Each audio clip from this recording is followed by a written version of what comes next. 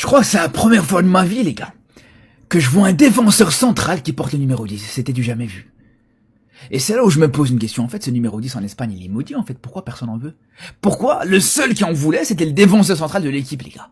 Donc là, dans tous les joueurs offensifs de l'Espagne, personne voulait ce numéro. Et là, quand même, on y réfléchit même à plus longtemps que ça. Dans l'histoire du football espagnol, franchement, à part Fabregas, je me rappelle d'aucun joueur emblématique dans cette équipe d'Espagne qui portait ce numéro 10. Quand on repense aux grands joueurs espagnols, Iniesta c'était le numéro 6, Xavi numéro 8, David Silva numéro 21, ou numéro 12, je sais plus, un des deux, mais bref, dans tous les cas, citez-moi un joueur espagnol emblématique avec le numéro 10. Pareil, Fernando Torres, numéro 9, David Villa, je pense que c'était le 7 ou le 11, je pense, mais pas le 10, c'est sûr et certain. C'est ça qui est fou. C'est ça qui est complètement fou, les gars. Peut-être aujourd'hui, là, peut-être il y a une superstition à développer, peut-être que vraiment ce numéro 10, personne n'en veut. Même Yamal, au final, t'as même pas l'impression qu'il en veut vraiment, ce numéro 10 en Espagne. Autant au Barça, tout l'été, c'était vraiment le feuilleton, autant en Espagne, non, ça va, ils s'en foutent, ça le laisse à Olmo. Ça le laisse à Olmo, les gars, je comprends pas. Les gars, la liste du Golden Boy, elle est sortie. Il y a les 20 nominés. Pour vous, c'est qui le Golden Boy? Sachant que il n'y a pas Lamine Yamal. Il l'a déjà eu, donc il peut pas avoir le Golden Boy. C'est la règle, c'est comme ça. Le Golden Boy, tu peux l'avoir qu'une fois. Du coup, pas de Lamine Yamal. Je vais vous dire la liste et vous allez me dire pour vous, c'est qui votre Golden Boy? Sincèrement. Koubarsi, Désiré Doué, Aysen, Yildiz, Lewis Kelly, Zahir Emery, je sais même pas ce qu'il fait ici, je suis parisien, je sais même pas ce qu'il fait là. Bref, Arda Güler, Mastantuono, Nwaneri, Jobrelato, je le connais même pas, hein, jamais vu jouer. Kwenda, d'ailleurs lui Chelsea l'ont signé en plus pour la saison prochaine. Estevao, la pépite, Messinho, Yoro, je sais même pas ce qu'il fait là. Mayoulou, Aurélie, Ben Seguir, oulala, Froholt, Bergval, Gray et Mamadou Sarr de Strasbourg. Dans la liste, il y a 4 Français. Doué, Zahir Emery, Yoro, Mayoulou.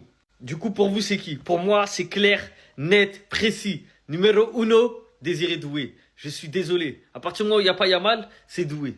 Il y a plein d'autres bons joueurs. Hein. T'as vu Koubarsi, Oysen, Yildiz, Lewis Kelly, Arda Güler, Mastantuono, etc. Mais le jeune qui a le plus prouvé cette saison, hormis Lamine Yamal, c'est Désiré Doué, les gars. Doublé en finale de Ligue des Champions. Qui ici? Qui peut dire j'ai mis un doublé en finale Ligue des Champions? Qui? Mais non, mais les gars, le gardien du Maroc, c'est le meilleur. Il a triché pendant la séance de pénalty, les frérots, contre la France, les gars. C'est le meilleur, les gars. Frérot, pour ceux qui n'ont pas compris, regardez sa gourde, les gars. Vous vous demandez pourquoi il a arrêté autant de pénalty de la part des Français, les gars. Regardez, les gars, regardez simplement. Pour ceux qui n'ont pas compris, les gars, regardez. Là, t'as les 5 joueurs, t'as les 5 tireurs de pénalty de l'équipe de France, les frérots. Et t'as surtout les pourcentages où ils vont tirer, les gars. Et regardez surtout lui, les frérots, lui, c'est lui qui nous intéresse, les gars, le dernier tireur de penalty. Là, les gars, regardez bien, la vidéo que je vous ai montré, enfin, la photo que je vous ai montrée, c'était avant, c'était juste ici. Là, t'as le joueur de la France qui tire, il va tirer ici, le gardien, regardez la parade qu'il va faire, les gars. Qui était la parade, oui. Eh ben, les gars, c'est une dinguerie ce qu'il a fait. Les frérots, les penalty qu'il a arrêtés, c'est vraiment, oui, c'est une dinguerie. Là, les gars, quand on parle du Maroc, les frérots, actuellement, c'est l'une des meilleures nations qu'il y a actuellement dans le... Mais frérot, même mondialement, les gars, c'est une dinguerie. Ils ont fait demi-finale de Coupe du Monde, demi-finale de je sais pas quoi, demi-finale, je crois que c'était des JO, je crois, les frérots, c'était des JO. Là, les gars, ils vont en finale de la Coupe du Monde des U20.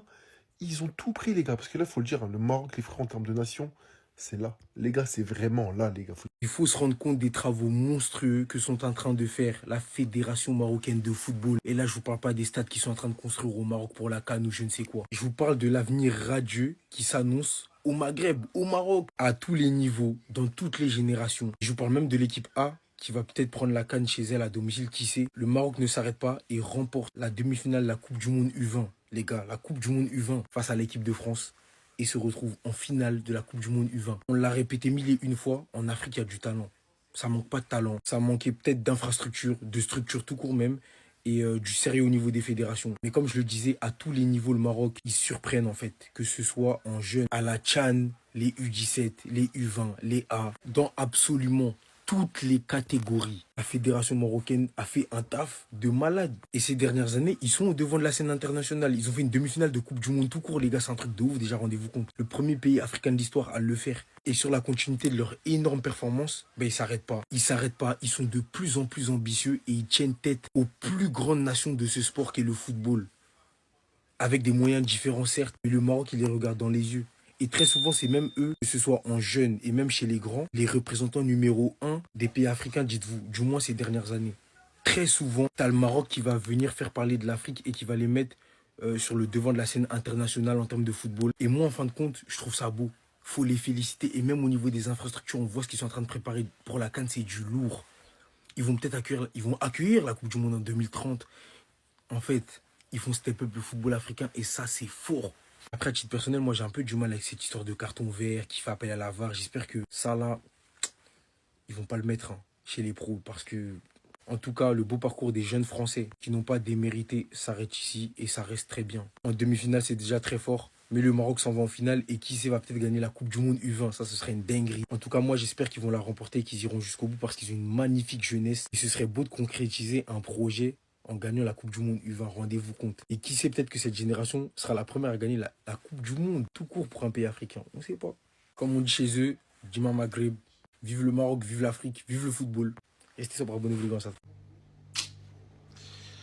Non, vous ne rêvez pas. C'est bien Aymeric Laporte qui porte le numéro 10 en équipe d'Espagne. Dans une équipe où tu as des profils comme Pedri, comme Mikel Merino, comme Oyarzabal, comme Baena, comme Alex Garcia, et je peux vous en citer plein d'autres qui auraient pu porter ce numéro. En tout cas, ça aurait été plus logique qu'il porte ce numéro.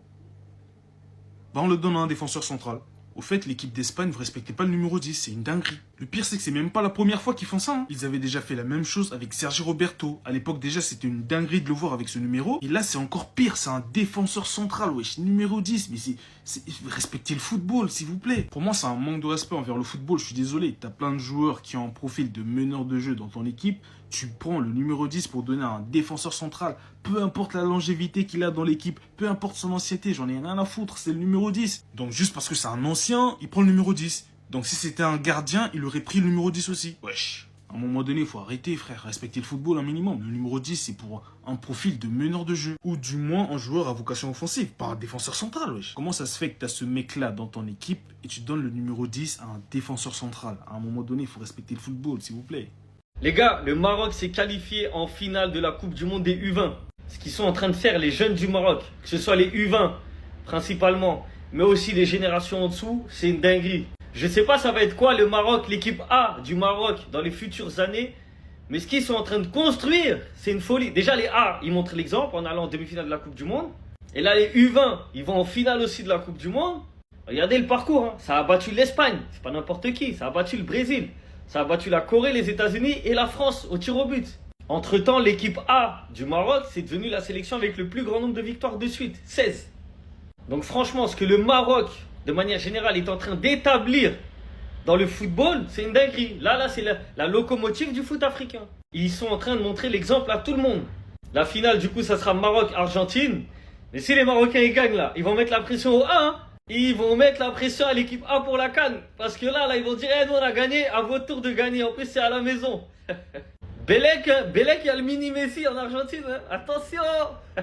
En tout cas, chapeau au Maroc. Ce qu'ils sont en train de faire dans le football, avec les infrastructures et sur le terrain, c'est magnifique. Quoi qu'il arrive, ça aide l'Afrique entière. Donc franchement, c'est fort. Belle locomotive. Révolution qui se prépare, la famille. Georges Sestero s'est entraîné avec l'équipe première du Real Madrid aujourd'hui. Excusez-moi si je prononce mal le blaze. Arbeloa, l'entraîneur de l'équipe 2 du Real Madrid, qualifié comme meilleur talent au poste numéro 6 en Espagne la semaine dernière. Donc moi, ça fait plaisir parce que enfin un poste à vocation beaucoup plus défensif mis en avant de la part de la Fabrica. Et pourquoi moi, je me fie pas trop à ça? Parce que c'est du blabla. Voilà, je commence à en avoir marre. Bordel, faites-les jouer. Faites-les jouer en match de championnat juste pour voir un tout petit peu. Pour voir un tout petit peu leur profil. Par exemple, le petit Pitarch là. On m'en a parlé énormément. Mais pourquoi je l'ai vu jamais jouer? Il joue quasiment pas. Il joue pas du tout. Mais c'est là qu'on attend les joueurs au final. À un moment donné, il va falloir prendre des risques. Il n'y a pas histoire de statut. T'es un ancien. T'es le joueur le plus médiatisé. On s'en bat les steaks de ça. Nous, on veut juste des joueurs qui sont compétents sur le terrain. Qui apportent quelque chose de complètement différent. Voilà, faut arrêter de tergiverser. Voilà, t'as identifié un potentiel talent, il s'entraîne avec l'équipe première, faites-le jouer. Voilà, c'est peut-être ça l'avenir au final du Real Madrid. Au lieu d'aller chercher des joueurs à des sommes et des sommes, non, ça sert à rien. Dans le bien, dans le bueno. C'est à toi.